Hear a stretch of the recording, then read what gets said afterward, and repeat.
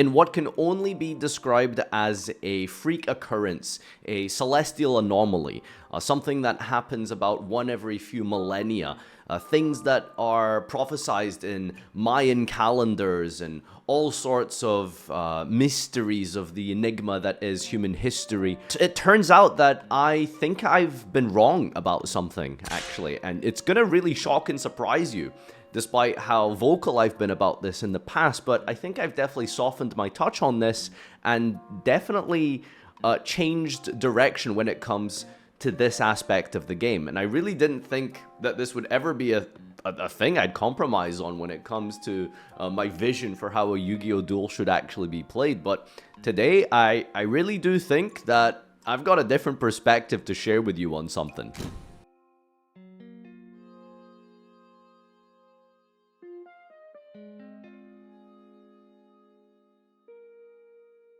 For those of you who follow me on twitch.tv/Farfa, as well as multi-streaming on YouTube, you've probably noticed that whenever certain cards show up in Master Duel, and whenever you're playing that yo-yo in ranked between rank up to rank down to up to the Diamond 3, and then back down to the 4, and then you hit the Master, and then etc, etc, you'll probably notice that the matchups that you are playing against and the spread of different decks that are allotted against your ranked deck building, it's funny how sometimes you play against stun and then suddenly it's combo, and then you change up your deck list and then suddenly it's the polar opposite. I think I've sort of reevaluated how I view stun, and I think it's going to shock and surprise you to say that I think I'm pro Floodgate now. That's crazy to think that that would be a stretch coming out of my mouth, but perhaps it's one of those things that I believe happen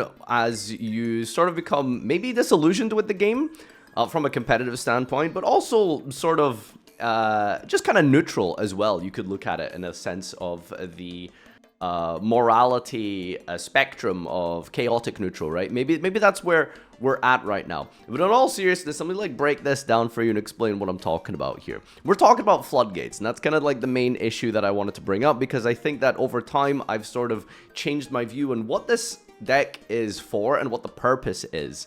Now I want to present to you 3 different kinds of floodgates to really get your brains whirring and thinking about this, because generally the average go-to consideration of the Yu-Gi-Oh player is floodgate bad and floodgate unga bunga, which for all intents and purposes kind of does work out a lot. Yes, that is usually the case, but there's a few different ways and a few different skill ceilings and levels when it comes to playing floodgates. Now before you get really crazy and click off the video, what the hell did he just say? Skill ceilings and different types of skill sets when it comes to playing floodgates? Now the first deck I wanted to show you is the 4th place Duelist Cup deck list from March 2025. The Duelist Cup just gone by, where all of these top pro players across the world stream themselves going through this masochistic style torture chamber, where essentially they're drip feeding themselves into oblivion by having to sit and play Yu-Gi-Oh for 72 hours, snake eye mirrors at that as well, can you imagine? And this was one of the brave heroes out there that decided to take it to the man and show them just exactly how Yu-Gi-Oh is supposed to and intended to be played. Now this is what I would call most likely something of a classical stun deck. Well, maybe not classical, but it's probably about as good as you can get for a modern stun deck, in the sense that you are playing basically no real win condition other than stopping your opponent from playing the game and then decking them out. That's essentially what this deck is. It's turboing your opponent into having no more cards left, or until they eventually give up and you put them in a game state where they can't activate any of their monsters because of Majesty's Fiend, or they can't summon anything because of Gozen and stuff like that. Now, why is this bad? Why is this bad gameplay? This is bad gameplay because, for all intents and purposes, fun over the course of many years of thinking and considering these type of things, we've looked at it as a way to interact. Usually what you'll find is when you play Yu-Gi-Oh, most fun is being had when you're interacting with your opponent, when you're trading resources, when you're capitalizing over a mistake, and when you're trying to beat your opponent down with pure raw intellect. But the reality is that in a card game, that's not always usually the case. The luck of the draw can sometimes play a large portion of your opening hand, which hand traps you've drawn for certain situations, especially with the variants offered by the amazing Master Duel ranked ladder that is the Mulcharmy Max C roulette wheel. and whether or not you've drawn one of those minigame anti-maxi slash Full Lost cards in your opening hand to be able to actually play the game, and therefore both players essentially begin with -1. Where was I going with this? So rather than engaging with that type of content, I think that one of the craziest concepts that I suppose was sort of eureka'd into my mind recently was, I think sometimes a lot of people, and this is probably the main takeaway from this video that I want you to consider and think about. For a lot of people, the actual intricacies and specifics of the gameplay isn't necessarily the most relevant part of a duel. You know, actually sitting down and working out the 5-head, 4-dimensional chess that you're trying to articulate to your opponent via the expression of multiple different facets of PSET and the lawyer game that is competitive Yu-Gi-Oh! When it comes to resolving 6-card chain links, etc., etc. Sometimes the reality is that a lot of people don't actually care that much about that. A lot of people like Yu-Gi-Oh! And like playing the game and engaging in the game, and sometimes, here's the thing, this is one of the easiest, simplest ways to engage with the game. There isn't really a lot of forethought here, there isn't really a lot of planning, and usually, especially on the TCG side of things, this is actually very budget and very cheap. Though what you're trying to do here is essentially just access the metagame. I mean, if you're able to get 4th place in the DC Cup, clearly you are someone who is well more invested than the average player. But for the average player, taking a deck list like this and playing against, you know, Snake Eye on ladder, for example, is probably one of the few ways in which they can blow off some steam and actually enjoy and play modern competitive Yu-Gi-Oh! But it's interesting to me because ultimately, I think it does offer a question for the designers of the game, and it's like, why are people playing this deck? And I think it's fascinating because it's one of those chicken before the egg situations. A lot of this discussion and discourse on Floodgate versus Combo usually kind of boils down to the antithesis between these two different concepts: Floodgate, Combo, and everything in between.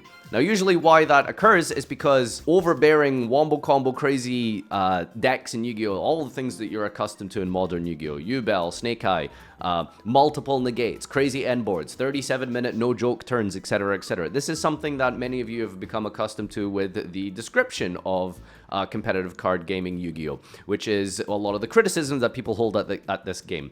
And therefore, one of the best, perhaps maybe not best, but one of the answers to this type of gameplay is to do something like this, which I suppose really is to just have a unshackled type of approach to engaging with competitive Yu-Gi-Oh! And that is, I'm not even going to bother with these dice rolls, with the opening hands, and I suppose the learning curve as well, which is involved with really learning something like Yubel or Snake Eye at a complete depth. It's a lot. It's a big investment in terms of time, effort, money sometimes as well, potentially.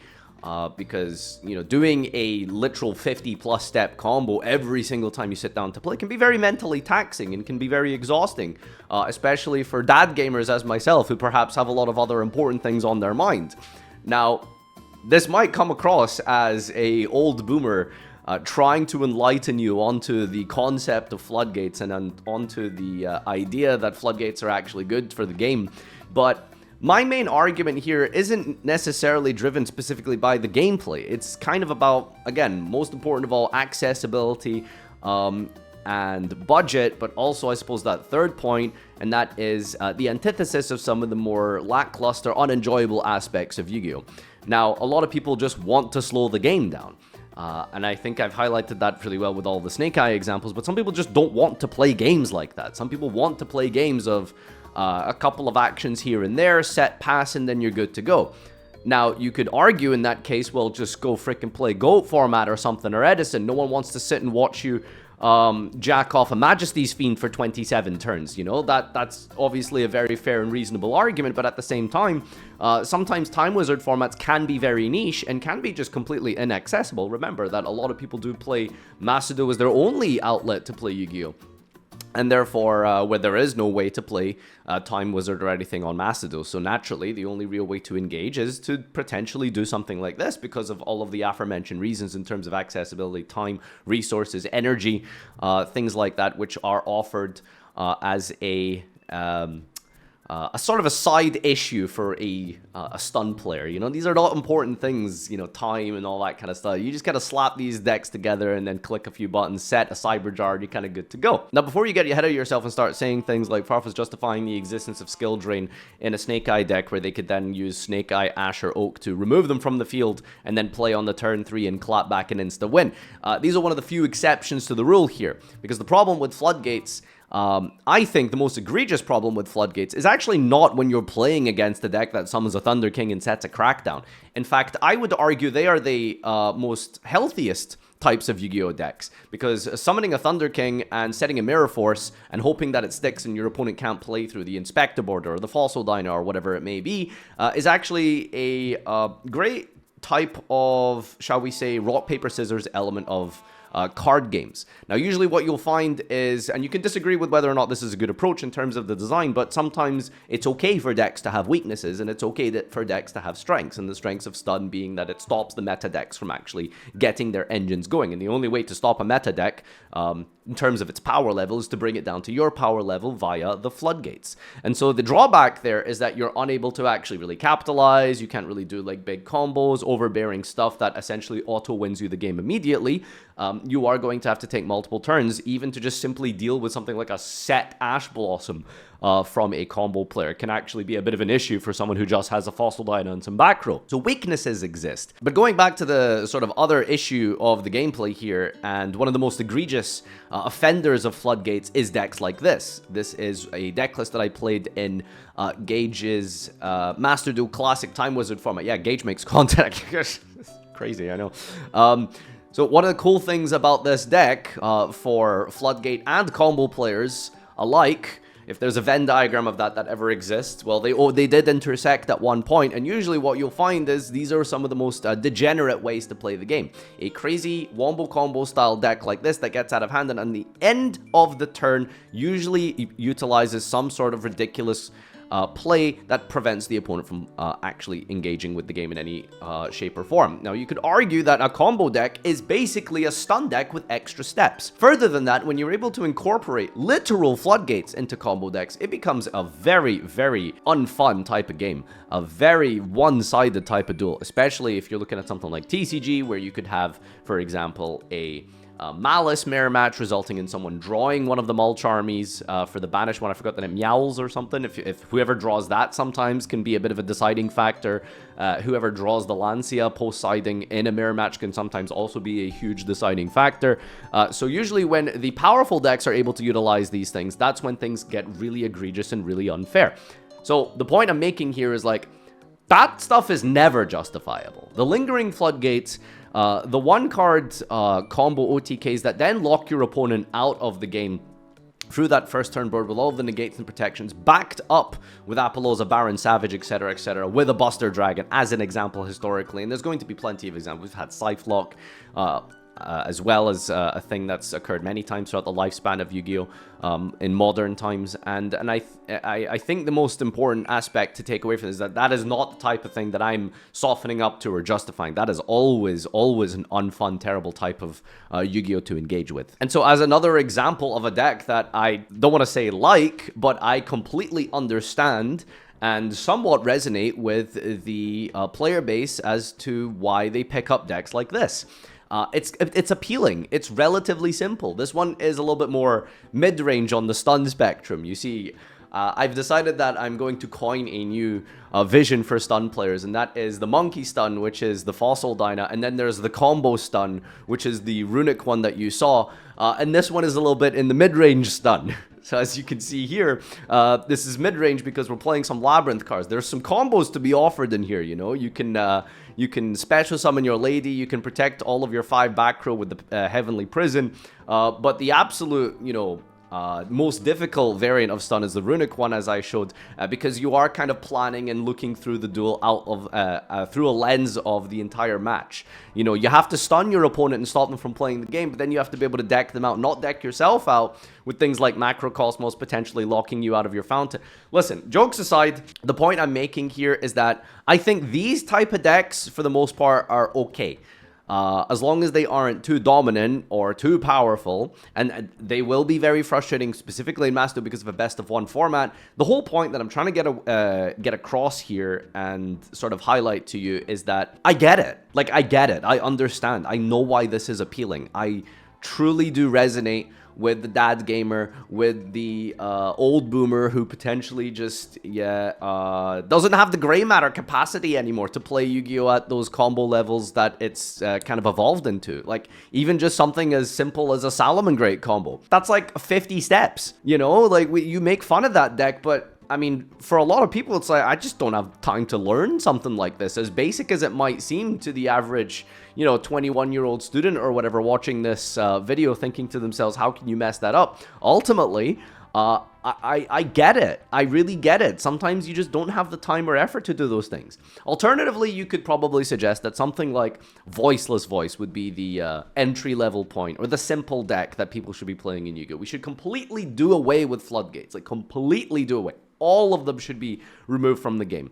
And I kind of don't really have an issue anymore sort of with the continuous trap card style floodgate decks like these that I've demonstrated. My biggest issue, and that I'll never really soften up on, although quote me here, clip it and ship it, maybe a year from now we'll also change our mind on that. If I ever reach that type of pro floodgate, you know, angle or protest, then maybe that's when you eventually hit the unsubscribe button here. But for now, I just wanted to show you a different way, a different vision, and a different perhaps methodology in considering and thinking how floodgates are played and appreciated by the player. Maybe not the right word, appreciated. But listen, to all of you out there, and I know there is a significant number of people who want to play these type of decks, either because of the engagement issues that I mentioned, the budget reasons, the availability, the effort, the time that is required to even just play something as simple as like a modern mid-range deck. I get it. I understand the appeal. But ultimately, I think what the biggest takeaway from this is that the really egregious ones, the lingering floodgates, the hand trap floodgates, the combo decks incorporating floodgates, those will always be completely unacceptable in my personal opinion, in my view. I think decks that have clear weaknesses, as summoning a Fossil and sending 5 back row, can sometimes just beg the question of draw the out and cry about it. But ultimately, I think a lot of card games can sometimes boil down to draw the out and cry about it. So what do we do about that? Honestly, I think you just cry about it. But I hope that there aren't any of you who are playing this just specifically to watch people suffer. Okay, that's weird. Okay, don't play these type of decks just so you can make someone else miserable. That would be... Do not do that. Unless, you know... Unless. Anyway, leave a comment down below. I'm just sort of thinking out loud here. Again, a little off-the-cuff, unscripted discussion-style video talking about my thoughts and experiences as I've matured exponentially, almost, it feels like, over the last 6 months to a year. Let me know what you think about this discussion. If you have any strong opinions about this type of stuff, I'd love to get back and read them over, perhaps on stream or something, then do the reaction on the highlight channel where we'll take a look at that maybe some other time. See you guys next time. Peace out, take care, and I hope you have a great, amazing week. And make sure that you draw the out. Become a channel member, get those awesome tour guide emotes, and help support me, pay off the editing fees, and be able to become the most amazingest, bestest creator that I can. Thank you so much for all your support over the last few weeks, days, months, etc. Love you all, and I'll see you in the next one.